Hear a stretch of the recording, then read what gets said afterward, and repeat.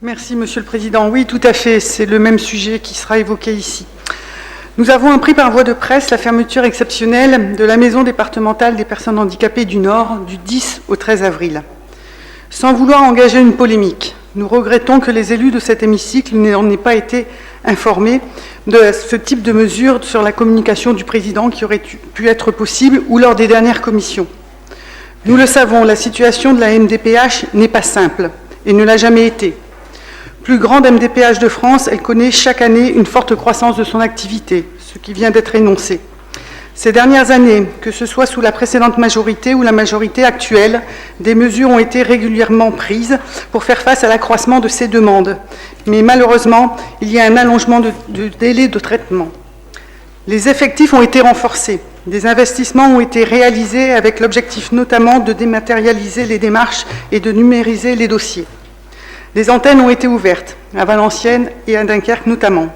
Pour autant, nous le voyons bien, la situation demeure extrêmement tendue puisque la MDPH est forcée de fermer ses portes au public pendant plusieurs jours et ce, sans pouvoir répondre de fait aux questions des usagers.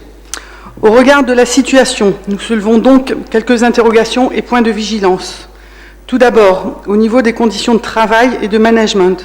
Le taux de turnover au sein du personnel de la MDPH n'aide pas à l'amélioration du service rendu et doit nous inquiéter en tant qu'employeur.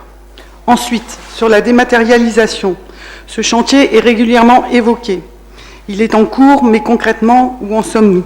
Quelles seront les conséquences du déploiement du nouveau système d'information harmonisé au niveau national cet été?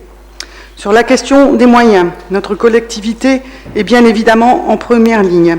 Quelles sont les perspectives de négociation, notamment au niveau de l'État, sur les subventions qui seront allouées? Seront-elles à la même hauteur que celles de l'an dernier? Enfin, nous souhaitons aborder la transformation de la MDPH en maison départementale de l'autonomie.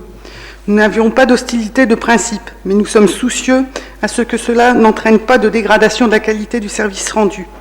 Sur l'ensemble de ces points méritent d'être discutés dans un cadre à part, sans tomber dans l'instrumentalisation politicienne.